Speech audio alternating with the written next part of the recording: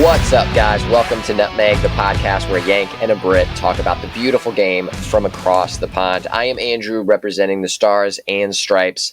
We also have Faisal holding down the crown for the UK, but in Dubai. How is life, my dude? All good, man. I'm very excited for this week's podcast. There's been lots of interesting things going on, man. Ready to get stuck in. Yes, a lot of stuff is happening now that seasons are going strong across the globe. So we're going to do a little bit of a new format. Going forward, we're going to start every episode with the Nutmegged of the week because that's just fun. It's exciting. It's what the people want to know. So to kick us off, I would love you to do the Nutmegged. Can you please hit us with yours? Yeah, of course. Going to start it off with back actually in the Champions League, actually. So we're going to begin this off with CBS. Everyone loves the CBS coverage. It's got the Micah Richards in. It's got your Jamie Carragher. Obviously, man like Thierry Henry is in that space as well. Of course, Kate Abdo. So it's the classic. Everyone loves it. And it's a bit of a light nutmeg. And I think it's like a bit of a lack of professionality here is what I'm thinking potentially in this space. So if you guys know, AC Milan played Liverpool yesterday as well in the Champions League, the new Champions League format, which we'll get into later on in this episode. But AC Milan lost 3-1 to Liverpool. Solid Liverpool performance. I mean, it was Liverpool are flying and they're in a great form at the moment, so it was guaranteed for them to be solid performance in this one. Christian Pulisic is being interviewed after the game, speaking to Kate Abdo, and he gets asked a question actually about weirdly enough, about the USA men's team and how, how it's like how does he feel about it? What's his new manager? And Pulisic is talking about it's a new manager. I'm really excited. And he's talking a bit more about the impact the new manager will have.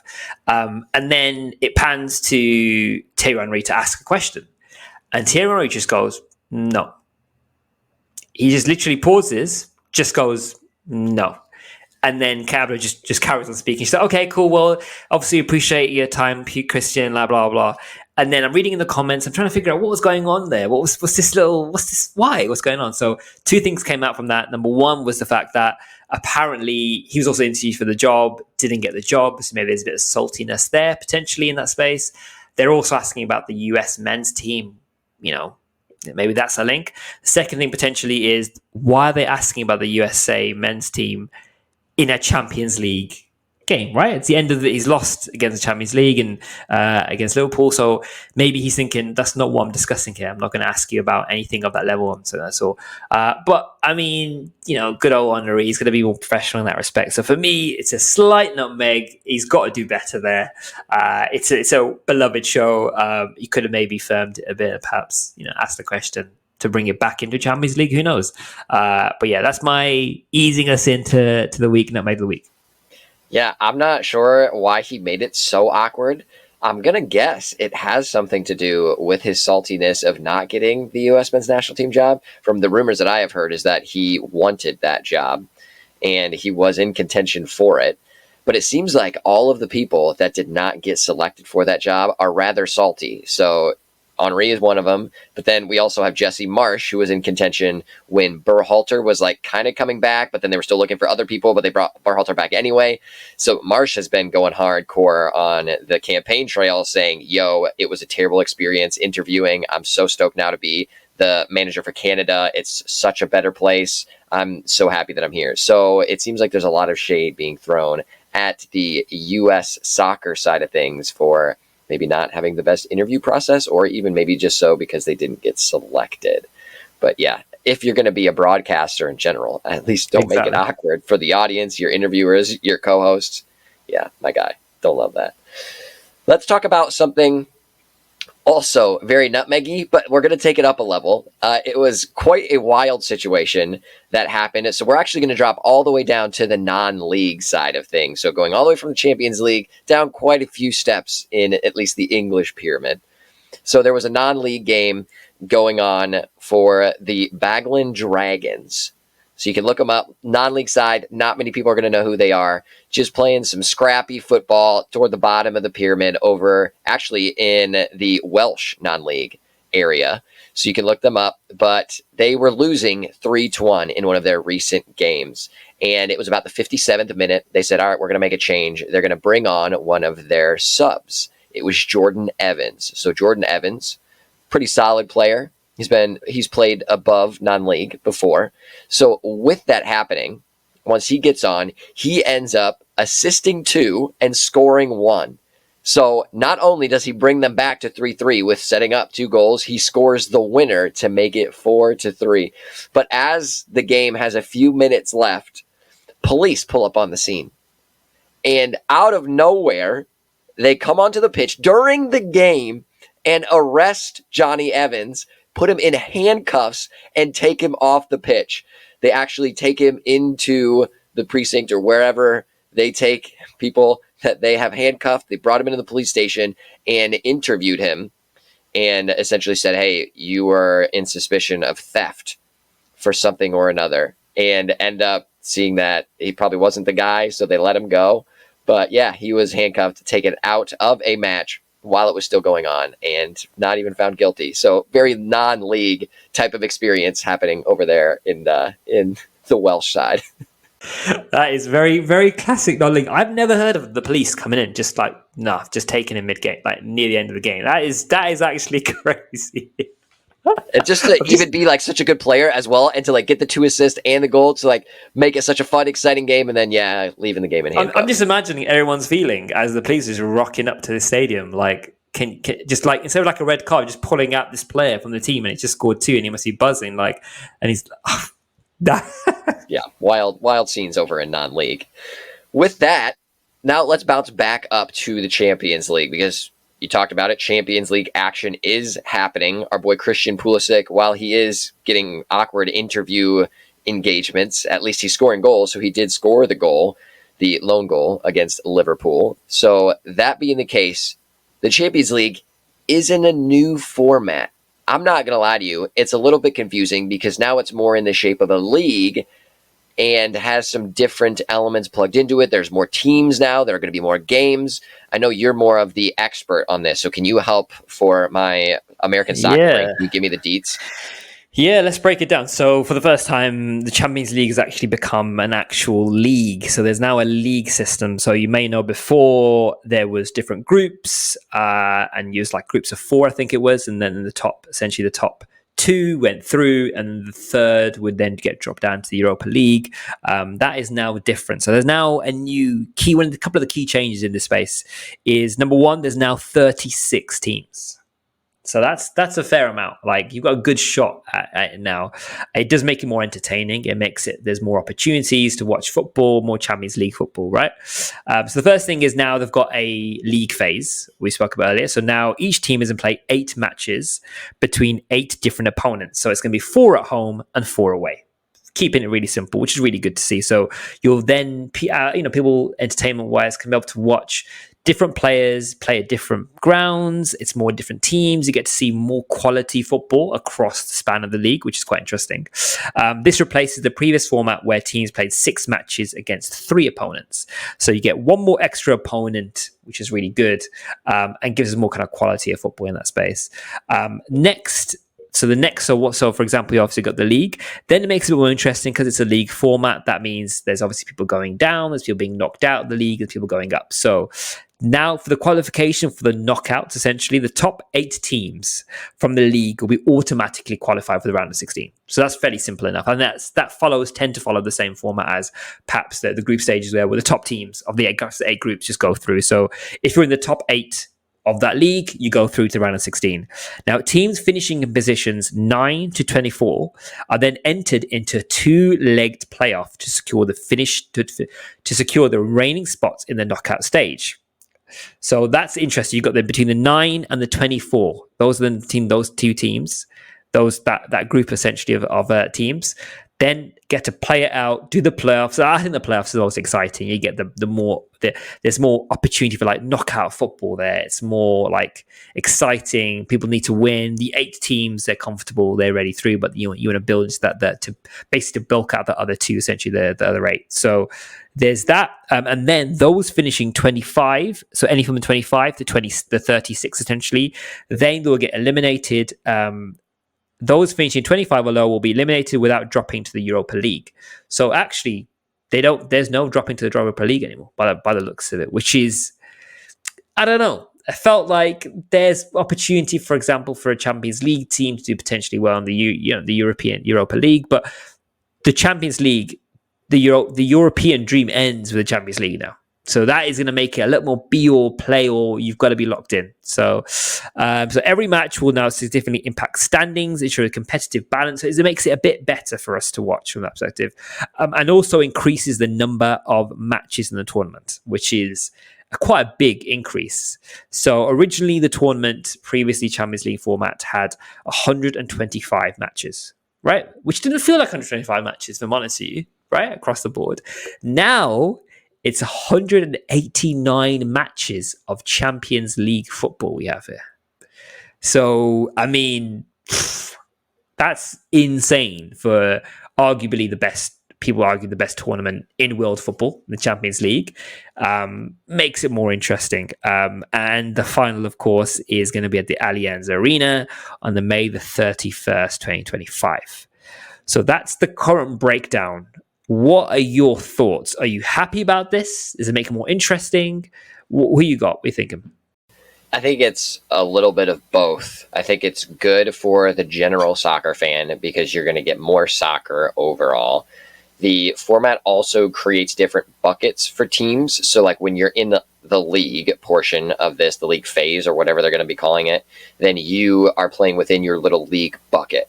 So then if you're playing in your little bucket, then that means you're going to be playing a lot of teams more regularly, while then you bounce out of your bucket for a couple of games. So that means you're going to be playing higher level competition more regularly.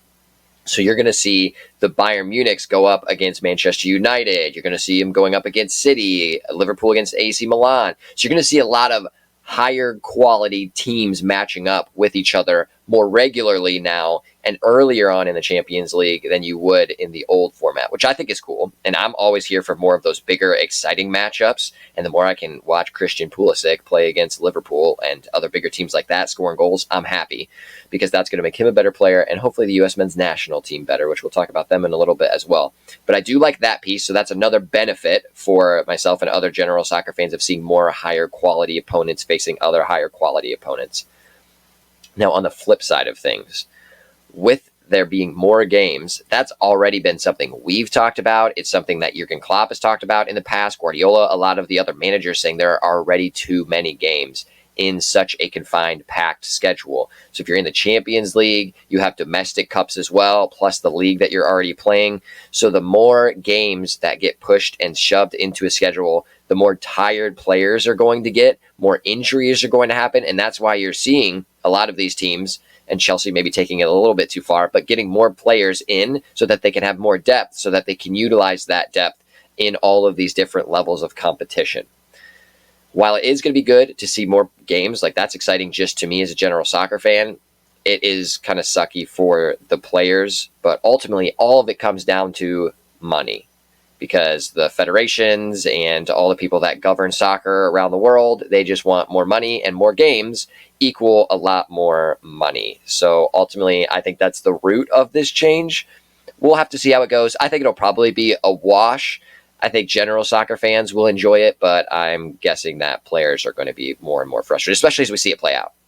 I think I totally agree with you. I think it definitely makes for more exciting games. I think that's what perhaps... Do you remember that whole thing about the Super League? Do you remember all that kerfuffle, shall we say, about the Super League? I feel that they've kind of taken on board both the feedback, incorporated a bit of that into it as well. Actually, speaking of the Super League, there's actually a really funny advert. You should check it out. It's on YouTube. It's actually an official one done by the Champions League. Who's UEFA? That's it. So UEFA have put out quite a funny video, and it's almost like talking and discussing in layman's terms what the new format is, and it kind of runs off. It's very complicated. It's Zlatan's, and the breakdown of it is Zlatan's kind of like. He's in there. It's very well filmed. He's there talking about like this. What's this? He's got like, I want to speak to the president. I can't deal. What is this format? What is this new format? Like, what is it? And then it just kind of goes on like a fun element of like explaining it in the simple terms what it is. And then like it's, and near the end, you could. I think it's one of the presidents goes, you could even call it a super, and then it just cuts. Just at the end. It's really, really fun. It's worth checking out. I think it's definitely, I find it really refreshing. I'm mostly sad that Man United are in that because I'd love to see those sorts of games. I think it's Champions League is amazing. One thing I flagged though, Tuesday night football, Champions League. I don't know. It feels like, naturally there's going to be more games. There's going to be more days to do it. And I do like the idea of potentially the fact that it kind of like runs hand on hand with the Premier League. As a football fan now, we get football. Right, we've got. If you think about it, from like a football perspective, we've got Carabao Cup. Which is essentially the League Cup from a Premier League perspective. You've got Champions League football. You've got the Premier League, obviously. You've also got the FA Cup. Do you know what I mean? We've got football we can watch, and then scattered in between there, you've got the Nations League, for example, from a European perspective. There's like other football going on, like English football, for example, and European football that people can watch, and world football. So it's an exciting season, and I'm really looking forward to getting stuck in if I can stay up long enough to watch the games. I think most of them are about 11 o'clock at night here in Dubai. So it's a struggle, but we make it work for the best games. Yeah, and you talked about there's so many competitions and so many games. So I do feel bad for the players, which I am okay if there's more football, which I wish it wasn't about the money. I wish it was more so just about trying to spread the sport more evenly across the world. Conversation for another day. However, from a default fan perspective, I would love to have more high quality soccer being played. With that being the case, if the model and structure changes a little bit to maybe what Chelsea is trying to do, maybe they're just playing 4D chess and they actually know what's coming down the pipeline, because then we can get to a point where a team just has almost two full squads so that they can actually play these types of games and not need to risk as much injury. You can rest more players more regularly, and you'll have essentially a second squad that you can send out for other cup competitions, and you can change those players out more regularly. We're not there yet because you can only have 25 players registered to play in the Premier League, and there's only a window, so like an off-season window that closes after the first week or two of the season, or it's close to when the transfer window ends. Then it opens back up, I think, during the transfer window again, the winter transfer window, for a few days. Then it'll close again. So we're only at 25. You can only register 25 players. There are certain rules and things you can do with injuries and swap some players in and out like that, but it's pretty strict. So maybe we're going to get to a point where that number goes up so that it's more aligned with cup competitions and all of the expanding games. We'll have to see. However, did you see the most disappointing part of this new league format?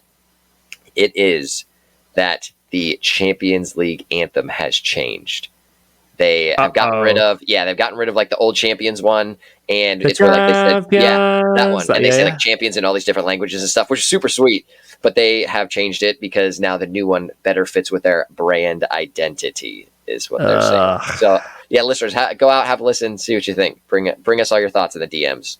God, before we move on, just really quick one. We need a shout out to Vincent Kompany and what he's doing at Bayern Munich, and specifically in Champions League. If you know the current results at the moment, the previous result 9-2, by the way, was their game against Dynamo Zagreb. A winnable game, but he has really got them flowing. I think the weekend before it was 6-1, so they surely are a shout for the Champions League in this, right? Do you agree?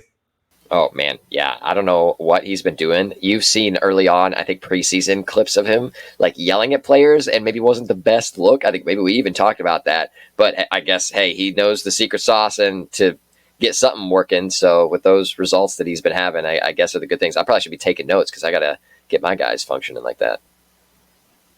Now, I would like to take us away from the Champions League, actually away from Europe in general, all the way across the pond to my residence here in the United States, because we finally have a new manager in charge of the U.S. men's national team.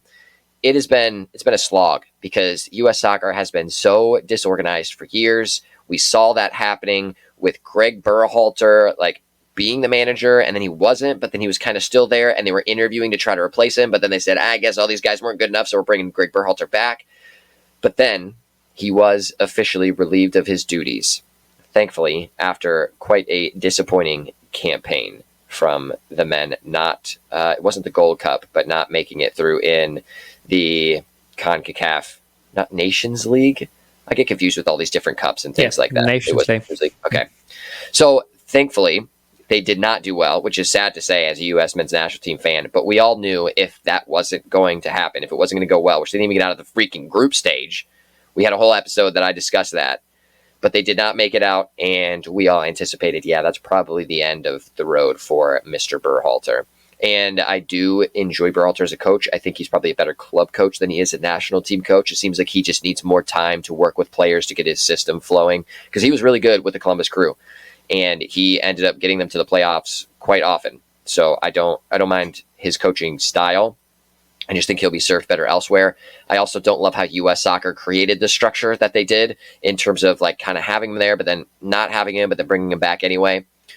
Just saying all of this to set the stage, because officially was it Tuesday? The U.S. men's national team played a friendly, which I actually attended in Cincinnati, Ohio. I went to that match with our Terra State men's soccer team. It was a great time. Sad result, though. U.S. were playing New Zealand, and they lost on a crazy type of goal where they tried to clear the ball, but then they cleared it off a defender, and then it went over top of our goalkeeper and then into the net. Just ridiculous. That was like in the 88th minute. But at the beginning of that game, there was an announcement made on the mega screen that was there, and it was Poch saying that he has accepted the job. Pochettino is joining the U.S. men's national team. It was really cool to be there, to experience that, to see it, because that was the last game where our interim manager was in charge. Now Poch is officially the U.S. men's national team coach, and he's been doing some great interviews. So he's been talking to some of the like U.S. media outlet people and having conversations about what it means to him. It's so exciting to have a manager of this caliber come in. And I think the issue with Greg Berhalter was that he just didn't have the system, the awareness, and the name to be able to influence these players in the way that he needed to, because he wasn't really the biggest name in the locker room. But now bringing in Pochettino, he is hands above every single player on the U.S. men's national team roster, because he's achieved more. He's been at a higher level for so much more. The only one that is even in the maybe same conversation is Pulisic, having his kind of identity as Captain America, but Poch is by far and away the right manager for this job. I would love to have Klopp, but I'm not hating, because I still think Poch is a similar version. Poch is a similar version of Klopp. So having him in, being able to guide the locker room, guide these players, have them a bit more scrappy, showing effort, because based on how he managed at Tottenham, how he did at PSG, and even the other Premier League team, I think he was at Southampton, like seeing the way that he inspires his teams to play is so exciting, because he has coached at the highest level, like with Tottenham, with PSG, but then he's also managed teams like Southampton where they weren't the best, but they're like trying to fight for spots at the top middle portion of the table, which is where the U.S. men's national team are right now relative to other national teams. So Poch is officially in. I'm super excited. I am looking forward to seeing what things get changed, what things will look like with him at the helm of our men's national team. I really cannot wait. I'm so very excited. But for you abroad, looking in from the outside, what does this move look like? Yeah, I think from the way I kind of view it as well, maybe pass for myself personally, I think it's about time. I think the USA men's team, I think they're due a solid manager. I feel there's a lot of potential in that team. I feel there's a lot of potential for them on the world scene as well. It doesn't feel right not having the USA in the mix for the semis, for example, the quarters. It just doesn't really click. And it might be the whole thing potentially the European, maybe from the European football potentially in this area being like, oh, it's USA. They should stick to the NFL or stick to baseball, whatever it is. So I feel like it almost gives the USA, the men's team, like a a bit of a kick, a bit more gravitas in terms of where they are on the world stage.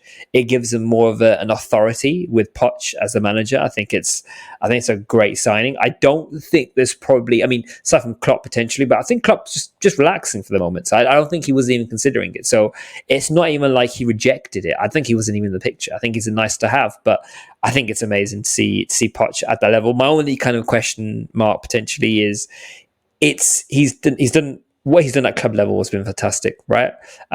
He was managing likes, I think, of Sadio Mane. He managed as well Dusan Tadic in that really nice free flowing Southampton team.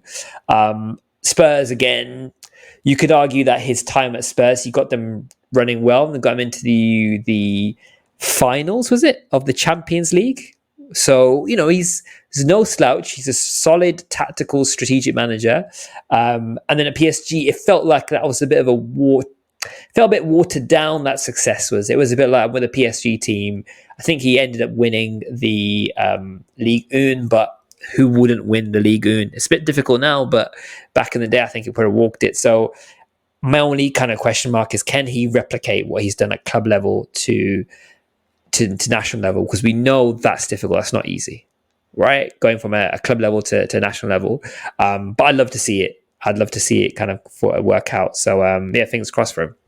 Yeah, I'm so excited about this appointment because you kind of talked about his success was kind of random and varied. One of the common denominators from all the places that he went was the frustration about the management not bringing in the players that he wanted for his system. That was always a problem, especially at Tottenham, even at PSG. Like PSG were just bringing in players that didn't necessarily fit the system that Poch wanted to play. So the cool part about him now being an international manager is that that's not even part of the equation. Like, the players that are in the player pool, and you can bring in, as the manager, whoever you want. You can call up any player at any point in time, and Poch is in charge of that. So he really has free reign to create the structure, the system that he wants to build. So I think that not being a distraction for his managerial portion and his responsibilities, but then also having a pool of players that he knows what it looks like and the system that he wants to build and pull from, I think is pretty cool. The other element of this that gets me excited is the pull that he will have with dual nationals. So we saw that with Florian Balogun. So Florian Balogun ended up choosing to not represent England and decided to come play for the US, which ultimately I think was probably a better decision for him career-wise because he's more likely to break into the US squad than he would be with England. And he was one of the maybe decent players in this past 2-game window when the US men's national team just did not look up for it. So I am excited for the prospect of him bringing in some exciting dual nationals because there are quite a few of them out there that have potential, but then also more likelihood to select the other nation, not the U.S. But now with Poch in charge, the idea to play more regular football with a decent national team, but an awesome coach that is going to take him places, I'm excited about that. Some of the interviews that Poch has been doing also are exciting because he had a chat with Men in Blazers and he had said, so it is about winning the World Cup. Like, a manager is coming in not to just create the right type of system or to get the team playing well. Like, obviously my goal is to win the World Cup. I wouldn't be coming and taking this job if my objective was not to try to get the US to compete for a World Cup, which no manager has really talked about before being a US men's national team manager, which is just disappointing because your objective, the reason you're being hired, is to try to win a World Cup. It's not to just try to get to the quarters or the semis, which unfortunately is a problem, has been of late, not being able to get even out of the group stage. So I think having those aspirations and having a manager that has a track record to be able to do that is just exciting. So I'm very much so looking forward to having Poch at the helm of the U.S. men's national team. Any other thoughts for you on my USA boys? Yeah, I'm like I said, I'm excited. And one thing I just realized, well, as you were speaking about the sort of younger players as well, potentially that the USA squad has and how he can build a squad.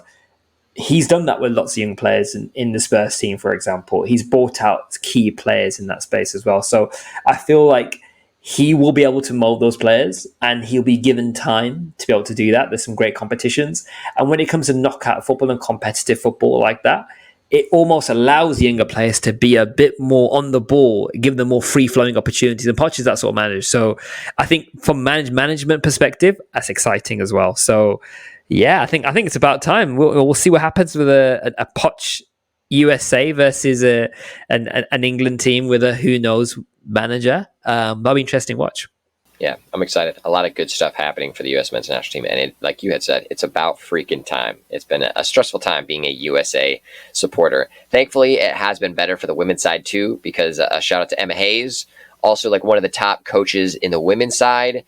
No idea how the USA was able to swing both of these managers to be in charge of our international programs. It's pretty sweet. We did see there was outside investment brought in for U.S. soccer to be able to pay Poch what he needs to. So that's kind of cool to see it working together because our system is broken and weird and discombobulated here in the United States when it comes to soccer. Again, that's a conversation for another day, but I'm just glad that Poch was able to join us here in the US of A. Now, let's turn our attention to a not as exciting topic because there is a trial that is currently happening actively. We are in the middle of the week. It is Wednesday right now, September 18th. And that is the middle of the week for the Man City trial that is going down. So they have been discussing things for 2.5 days now at this point. And many people are saying this is the trial of the century because it's going to do two things.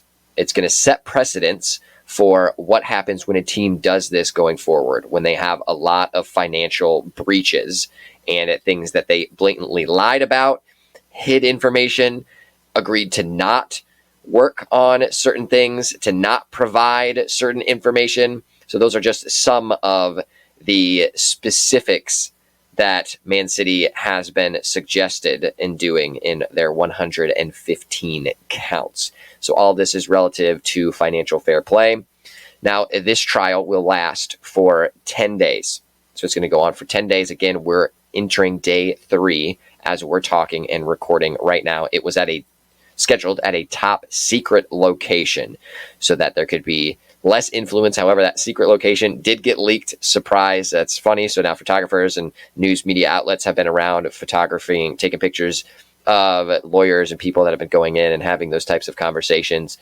But on top of all of this stuff that is going down, again, being titled as maybe the trial of the century, because the other piece to take away will be what happens to City if they are found guilty, which from a personal perspective, I don't know how they're not guilty of some of this, because ultimately from an outsider's perspective, it looks like that is the case. So we shall see what the verdict is, but it costs £5,000 a day to utilize this space and the resolution center that is helping to navigate this trial.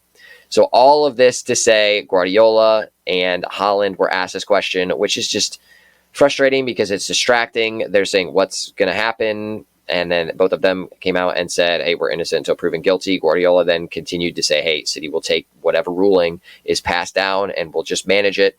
And people are suggesting that ruling could be expulsion from the Premier League. That could be a temporary thing. It could be longer term. They could just be demoted automatically down into the championship, which would be wild to see. So a lot of things hanging in the balance on these 115 counts. We'll have to see what comes out of the trial. I know everyone will be paying attention to it just like us, but what are your thoughts?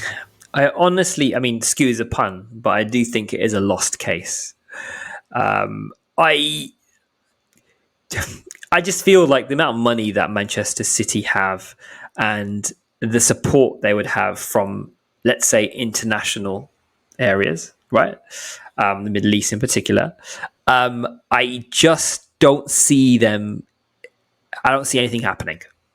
I see them doing a very good job of hiding away any so-called evidence.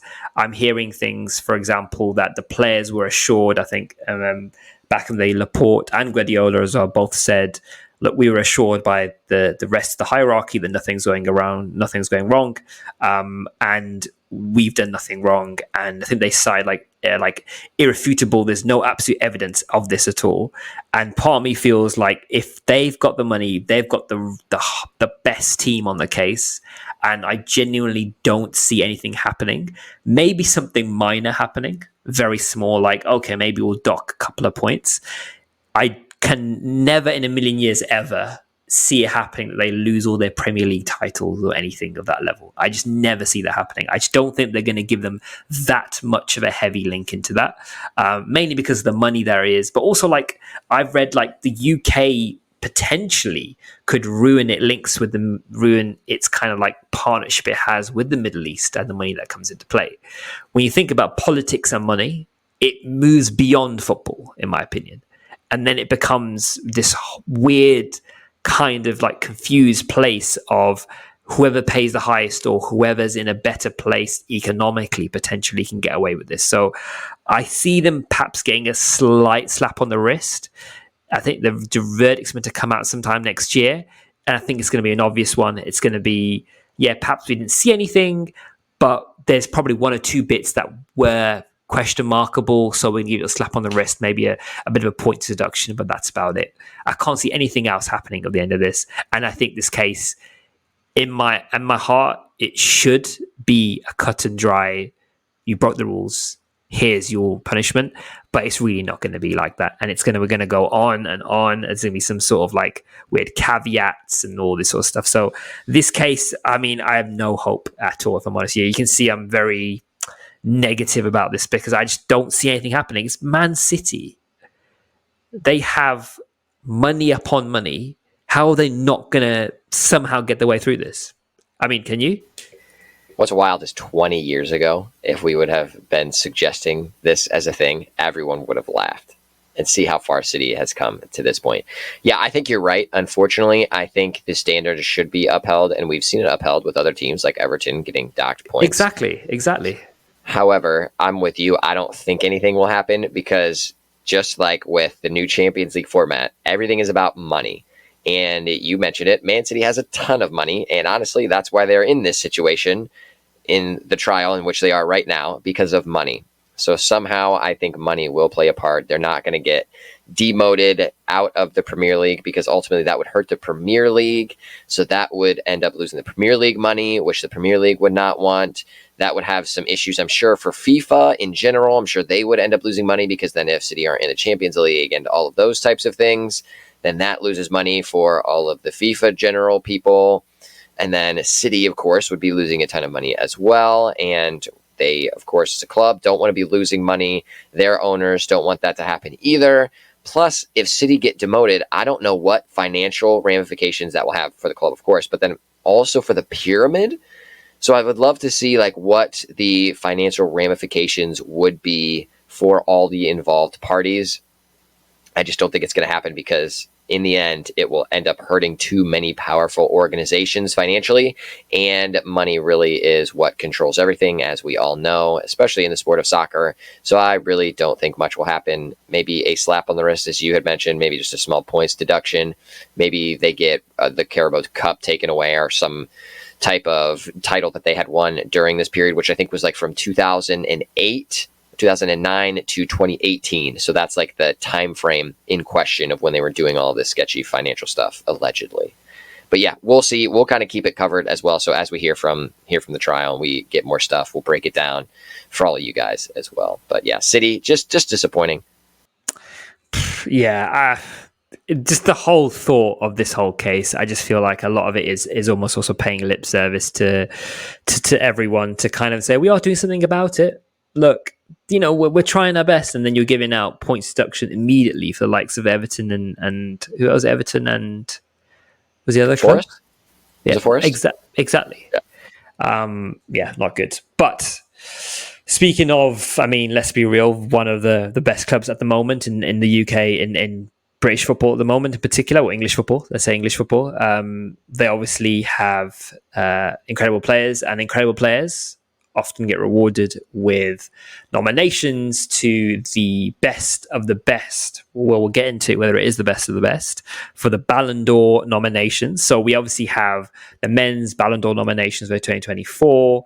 On October the 28th, we're going to figure out the actual live result of the nomination, well, actually of the winner of the Ballon d'Or.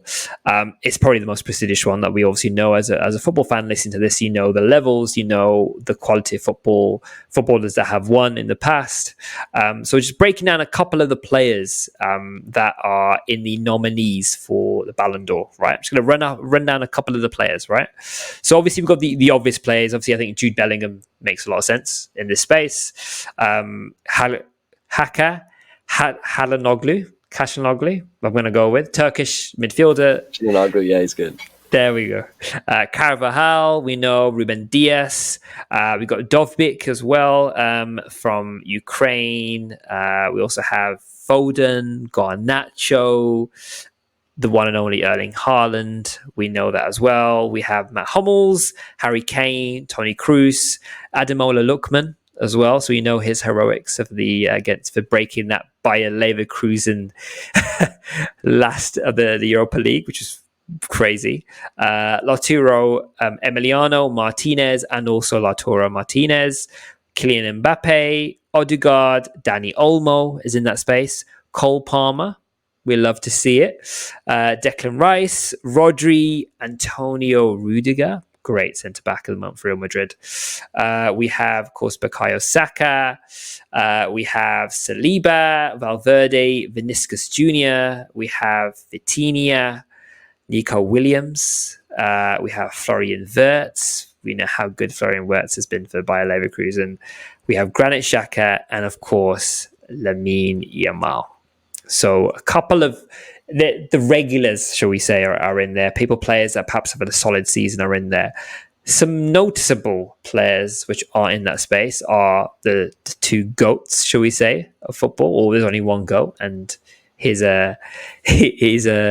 compatriot, of course, is Lionel Messi, and of course Cristiano Ronaldo. For the first time, they have not been nominated since they've been since the past maybe past 10-15 years. Actually not been nominated. So not necessarily a shock. They're in different places in their footballing careers, but still arguably the best. But they are up against some great players in this space. Initial thoughts. Who do you... Let's break this question down to number one. Anybody in that list, for example, that jumps out, it was like, I'm not sure. Wow, they're in there. Secondly, who is your player that you think that they're getting it, that's in the bag for them? I am a little confused by the grouping of players that they select for this. I get that there are different positions and different position players. They're not going to be in the same type of conversations. So I get that. So each position is different. So it's probably different levels of quality. So like you're thinking of a striker, like a Mbappe and Haaland going up against like a Xhaka. Great Xhaka. I mean, that's just maybe not the right comparison for sure. So then when it comes to your first question, the actual players that maybe should not be in there, Xhaka did play really well. And he was a key piece in that Leverkusen team. However, is he on the Ballon d'Or level of where it should be? Maybe not. Nico Williams, Lamine Yamal, great seasons, but not Ballon d'Or level seasons. I think the reason that these types of players are in there is because of the narrative. Because right now they're the flavor of the season just because they've done a lot of spicy stuff in the Euros and they're looking good. They're exciting. A lot of people are talking about them because they're so young. That is my problem with the Ballon d'Or, is that it's just media folk just throwing in names and suggesting who is the best. So there's not any type of structure or actual systematic way of doing this. So I have been angry about this probably since 2020, since Lewandowski did not get selected as the Ballon d'Or when he clearly should have. Also, last time when Messi was selected and Erling Haaland was not selected, I think that was fake news because, sure, Messi got it because of the storyline, but I think that Haaland had a much better cumulative season overall. So I just think the Ballon d'Or is funny and stupid, and it's just a good talking point for media people. But I would say that there are those like bottom tier players that maybe played a good role for their club, or they're just in the news a lot more, that kind of get tucked into this as well. But there are clearly those players that are in the conversation for best player of the world. Who do you think maybe should not be included in this list? Yeah, I think they've all got their own right. I think for sure. I think you've got it bang on. There's definitely players perhaps have carried different teams, different players. I just feel like I mean, Martin Odegaard, is he really one of the best players in the world? I don't know. It feels like sometimes they've almost got to like fill it potentially with players that have had a good season, right? Because there's only so many players that could win it.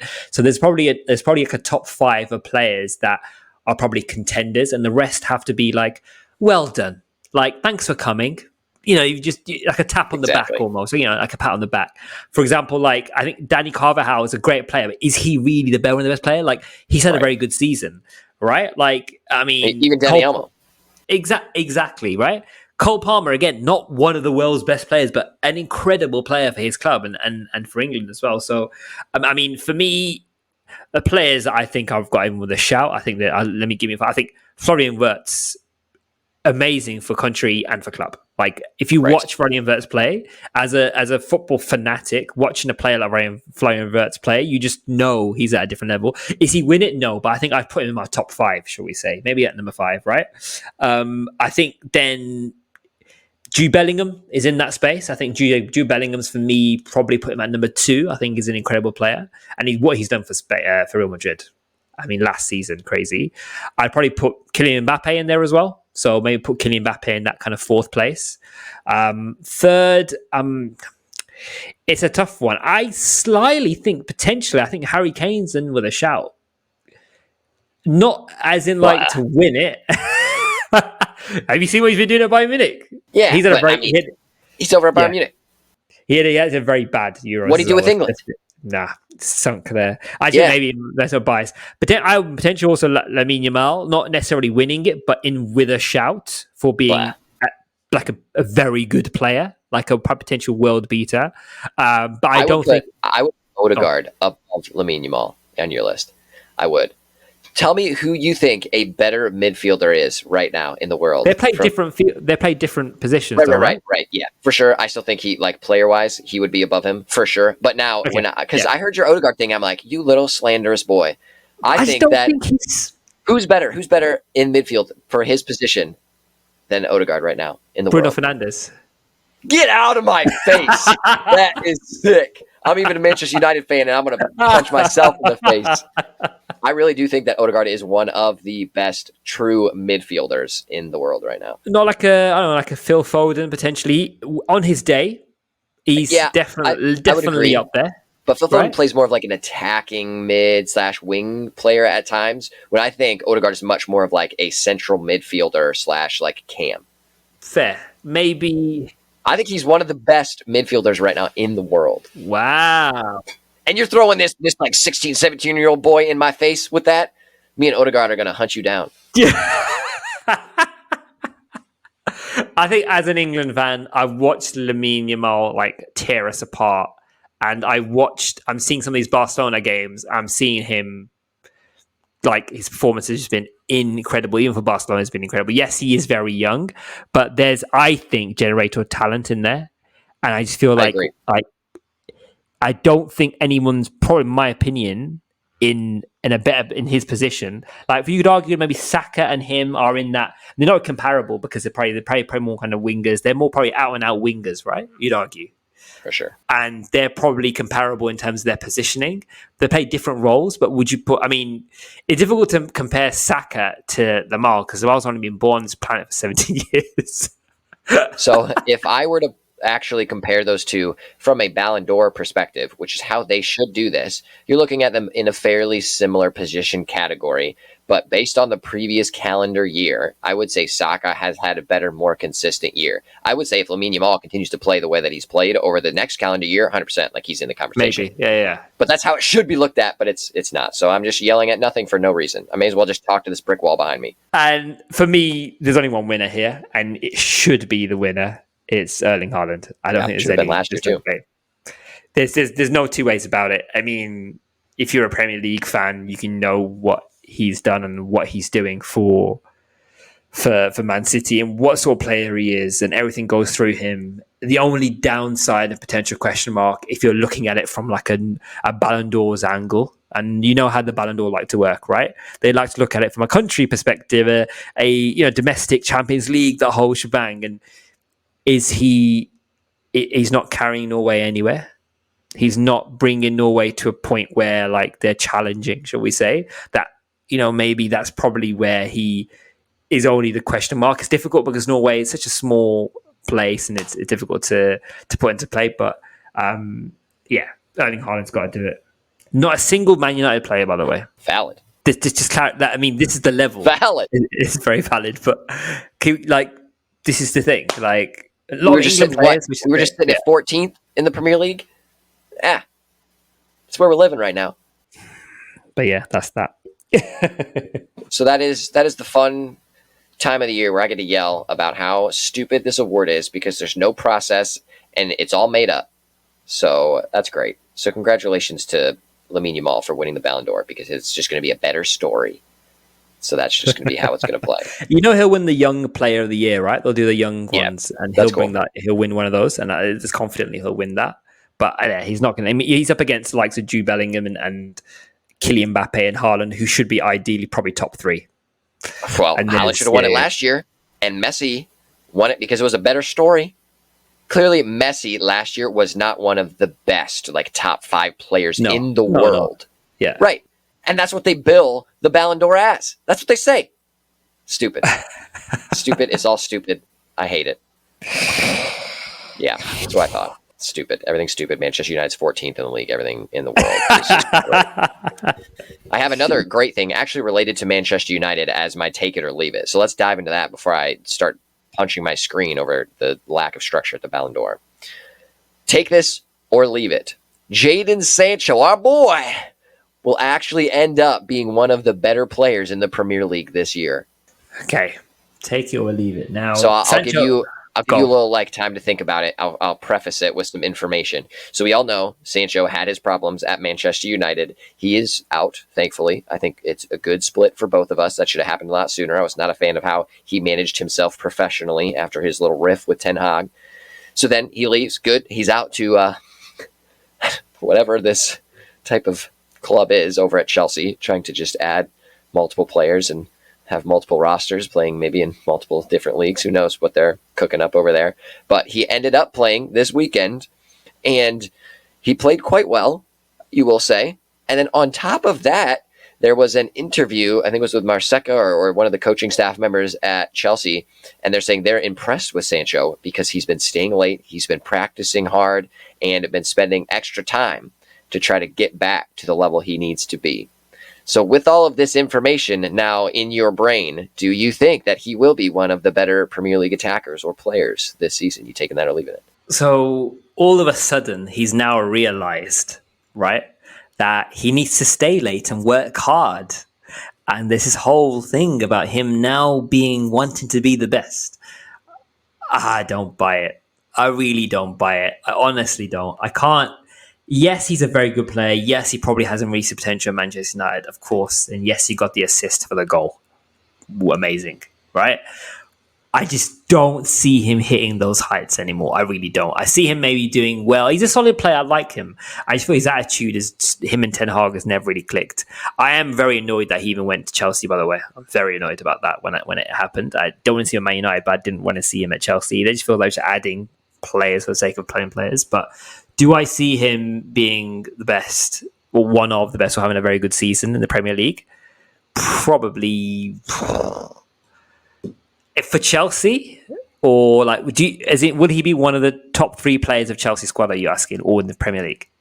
In the Premier League in general, will he end up having a season where people are discussing him as one of the better players of the season? No, absolutely not. I'm going to leave that. I do think he'll have a better season than Man United because he'll play probably more games, obviously. And I think maybe he'll get like a handful of assists. I don't see anyone writing home about that at all in any capacity. I don't see them going, wow, look at the player that we've signed. What an incredible talent he is. And he's been amazing for Chelsea. And why did Man United ever leave him? Why did they even let him? But I don't see that happening. I see him having like a solid season, mainly because he's got players around him and maybe like a system that probably suits him, but nothing to write home about.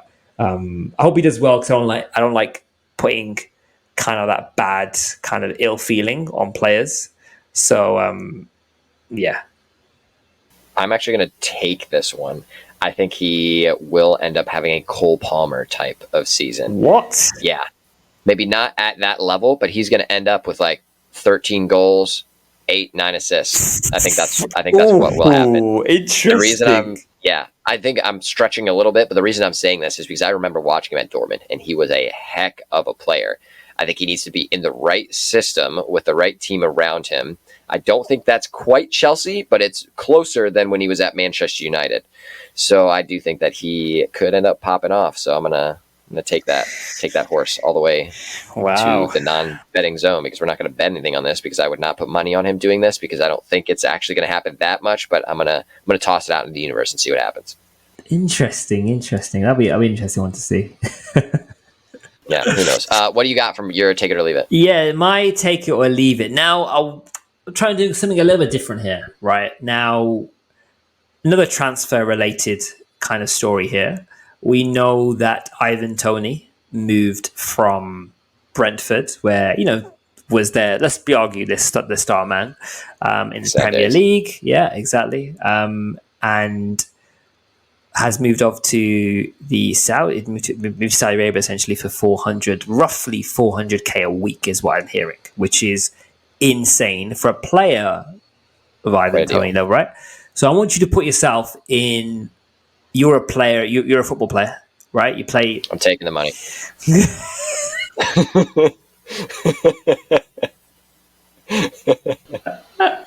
So that was it. So take it. So let me for context, right? Like, you're going to the Saudi league, you're getting 400,000. You're potentially at your peak in the Premier League, right? There are clubs around you, the likes of the Chelsea, the Man United potentially was knocking on the door. There's players that need an old school striker. There's players that potentially could bring you in, and also potentially question mark whether you get back into the England contention now if you go to the Saudi team and you love playing for your country. What are you saying then with that in context? Like, are you still going? Like, what's happening? So essentially, if I'm in Ivan Toney's shoes, what decision do I make? I think I'm a little bit different, and I'm going to drop some knowledge here. So money should not be an end goal, to just have money and to buy nice things, all that kind of stuff. It should ultimately be used as a tool for other people's happiness. So when you have a lot of money, you should be utilizing it to, one, of course, make yourself happy, but also be using it to help other people succeed. So that's what I do. I have not anywhere close to the amount of money that any of these professional footballers have. However, I don't make decisions based on obtaining more money. I make decisions based on having cool experiences with awesome, interesting people. So that's how I make decisions. So I know that's going to be different for a lot of people. A lot of people are going to the Saudi League so that they can get a big chunk of money, which hopefully they do good things with. They set their families up for success. Maybe they can invest it in cool soccer programs, things of that nature. However, I would never go to the Saudi League just based on money. I would only do it if it was set up to be some type of cool experience where I'm going to an actual club where I think they're making good decisions, where I could maybe get some type of managerial experience underneath of a good manager while I'm playing there. Or maybe I get to live in some cool place where I get to travel to the different places around Saudi Arabia that are really cool, and I get to do that for a year. So the only reason I would make that decision is to be able to have cooler experiences. So for me, if I was in Ivan Toney's shoes, I would probably not be going to Saudi Arabia, especially because you've seen some players already regret making that decision. First off, then you are at the peak of your powers. You're going to probably be going to another decent leveled Premier League team if you do end up transferring. But however, I'm staying at Brentford because people there love you. You're still making like a good amount of money that you can invest in a smart way to set yourself, your family up for success, where you guys don't have to worry about money anymore after that. You have the crowd, the fans behind you. They love you. You're becoming more of like a hometown hero for a club that you can stay at long term. That also still keeps you in the England hunt, because if you haven't seen Brentford this year, they're still doing well even without Ivan Toney. So for me, I'm staying at the club. I'm much more of that type of person, though, where I would rather be at one club longer term, where I can actually make it a home, have cool experiences, get in line with the fans, and then invest in an actual community. So that's the decision I would make. But I think I have a different mindset than a lot of footballers out there.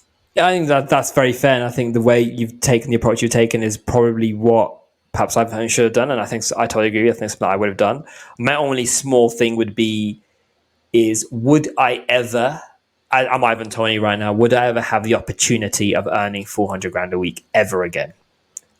As a footballer, my shelf life is what, 30, 34. Am I ever going to be able to get generational wealth for my kids ever again? Like, I can drop back potentially. I've had a good journey with England. Let's be real. I'm not going to displace Harry Kane. He's going to go to everything. I'm always going to be a backup striker. Watkins is in front of me. I'm probably not going to get into that space, and let's be real, there's probably other strikers ahead of me. England, I've had a good run. I scored a goal, very happy, scored a penalty. I'm in a good place. Probably, that's that. Brentford-wise, we're not going to win anything, but I can still play football and get that money, and I can perhaps do it for a couple of seasons, come back and be okay, and be able to say generationally, but get generational wealth is potentially the angle we may have taken. But the amount of money that he's going to get based on his contract at Brentford or another team of that quality or even higher quality than Brentford, where he could have gone in maybe the top 5 leagues, versus the $400,000 a week, there's eventually a threshold of money where once you get to a point where you're stable and your investments are making money for you, which the vast majority of footballers in the top echelon of the top 5 leagues are certainly doing if you invest your money smartly, where you won't need to worry about money anymore anyway.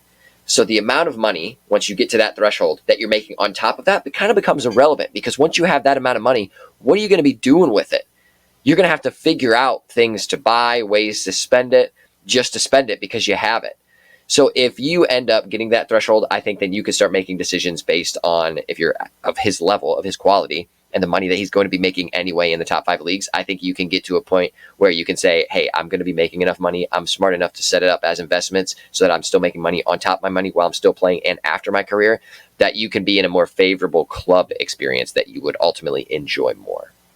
But it's just so tough because, you have different players looking at different things, thinking of money differently. So, ultimately, they can make a decision whatever they want. I hope they're happy with that, but I would have loved to see him at Brentford and kind of carry them up. And imagine what Brentford could be doing if they had him this season. Massively. This is exactly what I thought. I thought he can imagine him now back alongside Mbeumo, Wissa as well. I can just feel it. It would really click with Brentford. Brentford are doing something special out there. So, but yeah, that's my take. We'll leave it.